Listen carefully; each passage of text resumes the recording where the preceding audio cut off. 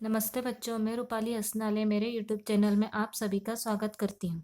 मैंने मेरे पिछले वीडियो में एनसीईआरटी की कक्षा छठी के रुचिरा भाग 1 के प्रथम पाठ का हिंदी अनुवाद समझाया था। तो आइए अब हम इस पाठ का अभ्यास कार्य प्रारंभ करते हैं। क्वेश्चन नंबर फर्स्ट का उच्चारणम कुरुत, इसका मतलब होता है उच्चारण करो। छात्रः मतलब छात्र, गजः मतलब हाथी, घटः मतलब घड़ा, शिक्षकः मतलब शिक्षक, मकरः मतलब मगरमच्छ, दीपकः मतलब दीपक, मयूरः मतलब मोर, बिड़ालः मतलब बिल्ली, अश्वः मतलब घोड़ा, शुकः मतलब तोता, मुशकः मतलब चूहा, चंद्रः मतलब चंद्र, बालकः मतलब बालक, चालकः मतलब चालक, गायकः मतलब गायक। ख चित्राणि दृष्ट्वा पदानि उच्चार्यत, चित्र को देखकर पद का उच्चारण कीजिए। इसका मतलब है आपको ये चित्र दिए गए हैं, इन चित्रों को देखकर इन शब्दों का आपको उच्चारण करना है। कृषकः मतलब किसान, ऋषभः मतलब बैल, भल्लुकः मतलब भालू, मंडूकः मतलब मेंढक, कपोतः मतलब कबूतर, पर्यंकः मतलब पलंग, दूरभाषः मतलब टेलीफोन, काकः मतलब कौवा, सोचिकः मतलब दर्जी। आपको क्वेश्चन नंबर 2 में दो भाग दिए गए हैं। पहला है वर्ण संयोजनेन पदम लिखत, इसका मतलब होता है वर्ण संयोजन करके पद को लिखो। और दूसरा दिया गया है पदानाम वर्ण विच्छेदम प्रदर्शित, इसका मतलब होता है पदों का वर्ण विच्छेद दर्शाइए। हमें संयोजन और वर्ण विच्छेद समझने के लिए वर्ण के बारे में जानकारी प्राप्त करनी होगी, क्योंकि वर्णों के बारे में जानकारी होने पर ही हम वर्ण संयोजन और वर्ण विच्छेद करने में आसानी हो पाएगी। तो आइए वर्ण किसे कहते हैं, ये कितने प्रकार के होते हैं, इसके बारे में संक्षिप्त रूप से अध्ययन करते हैं। वर्ण किसे कहते हैं? भाषा की सबसे छोटी इकाई वर्ण कहलाती है। वर्ण लिखित ध्वनि चिन्ह है। वर्ण किसे कहते हैं? भाषा की सबसे छोटी इकाई वर्ण कहलाती है। वर्ण लिखित ध्वनि चिन्ह है। वर्ण कितने प्रकार के होते हैं? वर्ण 3 प्रकार के होते हैं, स्वर, अयोगवाह और व्यंजन। वर्ण 3 प्रकार के होते हैं, स्वर, अयोगवाह और व्यंजन। आइए अब हम स्वर के बारे में जानकारी प्राप्त करते हैं।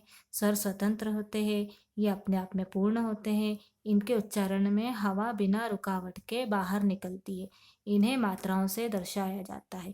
अब स्वर कितने होते हैं? स्वर 13 है। संस्कृत में कितने स्वर है? संस्कृत में 13 स्वर है। कौन कौन से हैं? अ आ, इ ई, उ ऊ, री, री, ए ऐ, ओ औ। अब इन स्वर की मात्राएं दी गई है। हमें क्या बोला है? इन्हें मात्राओं से दर्शाया जाता है। मात्रा कौन कौन सी है? अब देखिए, अ में कोई मात्रा नहीं होती, इस कारण से मैंने ऐसा इसको खाली छोड़ दिया है। आ की मात्रा, ई की मात्रा, ई की मात्रा, ये ऊ की मात्रा, ये ऊ की मात्रा, ये री की मात्रा, ये री की मात्रा, ये री। मैंने ऐसा का ऐसा लिखा है। इसका प्रयोग ज़्यादातर वेदों और पुराने ग्रंथों में हुआ है। ए की मात्रा, आई की मात्रा, ओ की मात्रा और औ की मात्रा। अब आपको समझ में आ गया होगा कि स्वर क्या होते हैं। आइए अब हम व्यंजन के बारे में जानकारी प्राप्त करते हैं। व्यंजन किसे कहते हैं? व्यंजन परतंत्र होते हैं, ये अपूर्ण होते हैं। इनके उच्चारण में हवा रुकावट के साथ बाहर निकलती है। इन्हें शुद्ध रूप में लिखने के लिए अर्थात स्वर के बिना लिखना हो तो हल चिन्ह लगाना पड़ता है। आप सबसे इम्पोर्टेंट बात देखिए, जब हल चिन्ह किसी शब्द के अंत में लगता है तो उसे हलंत कहते हैं। व्यंजन कितने हैं? व्यंजन 33 है। अब मैंने लिख दिया है क से लेकर ह तक, ये हमारे क्या है? 33 व्यंजन है। और क्ष, त्र, ज्ञ, श्र, ये हमारे क्या है? संयुक्त व्यंजन है। देखो क्ष कैसे बना? क धन श धन अ मिलकर हमारा क्या बना? क्ष बना। ठीक है, अब मैंने इसको नहीं गिना। क्यों नहीं गिना? क्योंकि ये यहाँ पर दिए गए हैं। त्र कैसे बना? त धन र धन अ मिलकर क्या बना? त्र बना। अब मैंने यहाँ पर जो धन है इसका मतलब होता है प्लस। ठीक है, हिंदी में प्लस को हम धन बोलते हैं। ज्ञ, ज्ञ कैसे बना? ज धन्य धन अ। श्र, श्र कैसे बना? श धन र धन अ। अब आपको व्यंजन के बारे में जानकारी प्राप्त हो गई। सबसे इम्पोर्टेंट बात व्यंजन की क्या होती है? स्वरों की सहायता के बिना व्यंजन का उच्चारण करना संभव नहीं होता है। ठीक है, ये हमारी सबसे इम्पोर्टेंट बात है। ठीक है, अब हम क्या पढ़ेंगे? अयोगवाह। अयोगवाह क्या होता है?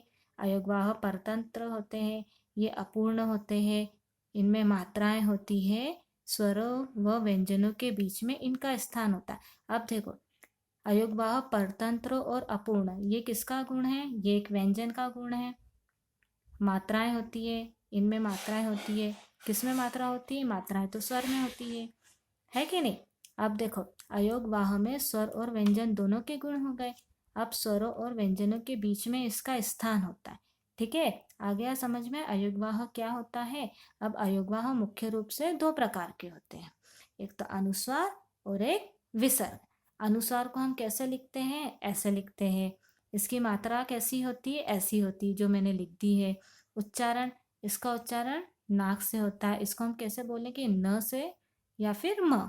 ठीक है, हम इसका उच्चारण कैसे करेंगे? न या फिर म।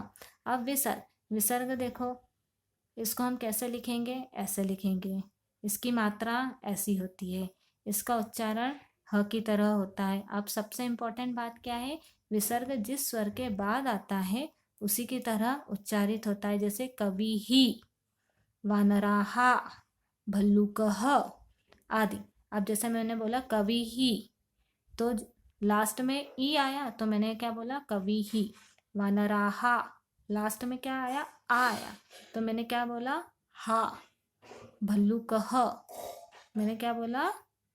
भल्लुकः। आया समझ में? अब आपको वर्ण के बारे में जानकारी प्राप्त हो गई। अब हम वर्ण संयोजन और वर्ण विच्छेद करते हैं। तो ठीक है, आइए अब हम वापस से हमारे क्वेश्चन नंबर 2 के पर आ जाते हैं। इसमें दिया गया है वर्ण संयोजनेन पदम लिखत। वर्ण संयोजन का मतलब होता है दो या दो से अधिक वर्ण जब आपस में जुड़ते हैं तब हम उसे वर्ण संयोजन कहते हैं। यथा हमें एक एग्जाम्पल दिया गया है। अब देखो, च धन अ मिलकर क्या बना? हमारा च बना। श धन अ मिलकर हमारा क्या बना? श बना। क धन अह मिलकर क्या बना? कह बना। चष्कह, चष्कह मतलब गिलास। फर्स्ट देखिए, स धन औ मिलकर क्या बना? सौ बना। च धन ई मिलकर क्या बना? ची बना। क धन अह मिलकर क्या बना? कह बना। शौचिकह, शौचिकह मतलब होता है दर्जी। श धन उ मिलकर क्या बना? शु बना। न धन अ मिलकर क्या बना? न बना। क धन औ मिलकर क्या बना? कौ बना। शुनकौ, शुनकौ मतलब दो कुत्ते। ध धन आ मिलकर बना धा। व धन अ मिलकर बना व। त धन अह मिलकर बना तह। धावतः, धावतः मतलब दौड़ता है। व धन री मिलकर बना व्री। द मैंने ऐसा का ऐसा लिख दिया। ध और आह मिलकर क्या बना? धा। हमारा हो गया वृद्धा। हम इसको ऐसे भी लिख सकते हैं या फिर हम इसको ऐसे भी लिख सकते हैं। हमारा लास्ट है ग धन आ मिलकर गा बना। य और अ मिलकर बने य। आधा न त ई मिलकर बना अंती। क्या हो गया? गायंती। गायंती मतलब गाते हैं। ख में दिया गया है पदानाम वर्ण विच्छेदम प्रदर्शयत। इसका मतलब होता है पदों का वर्ण विच्छेद दर्शाइए। अब वर्ण विच्छेद क्या होता है? दो या दो से अधिक वर्ण जब एक दूसरे से अलग होते हैं, आपस में अलग होते हैं, उन्हें वर्ण विच्छेद कहते हैं। और वर्ण संयोजन किसे कहते हैं? दो या दो से अधिक वर्ण जब आपस में जुड़ते हैं तब उन्हें वर्ण संयोजन कहते हैं। और जब ये अलग होते हैं या फिर इनके टुकड़े कर दिए जाते हैं तब हम इन्हें क्या कहते हैं? वर्ण विच्छेद कहते हैं। यथा, यथा हमें दिया गया है लघुहु। अब हम इसके टुकड़े कैसे करेंगे? ल। ल धन अ मिलकर हमारा क्या बना? ल बना। घ धन उहु मिलकर क्या बना? घु। लघु, लघु मतलब होता है छोटा। शिव्यति, शिव्यति कैसे लिखेंगे? स धन ई मिलकर सी बना। आधा व मैंने लिख दिया। य धन अ मिलकर हमारा बना य, त धन ई मिलकर हमारा बना ती, सिव्यति। सिव्यति मतलब सिलाई करता है। वर्णाहा, वर्णाहा कैसे बना?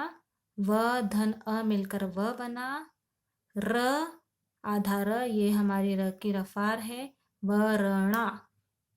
क्या बोला मैंने? वरणा, इसलिए व आधा र ण धन आहा, वर्णाहा। वर्णाहा मतलब रंग। कुक्कुरव, कुक्कुरव कैसे बना? क धन ऊ मिलकर कु बना, ये आधा का मैंने ऐसा का ऐसा लिख दिया, कु। क धन ऊ मिलकर हमारा कु बना, र धन औ मिलकर हमारा रो बना, कुक्कुरव। कुक्कुरव मतलब दो कुत्ते। मयूराहा, मयूराहा कैसे बनेगा?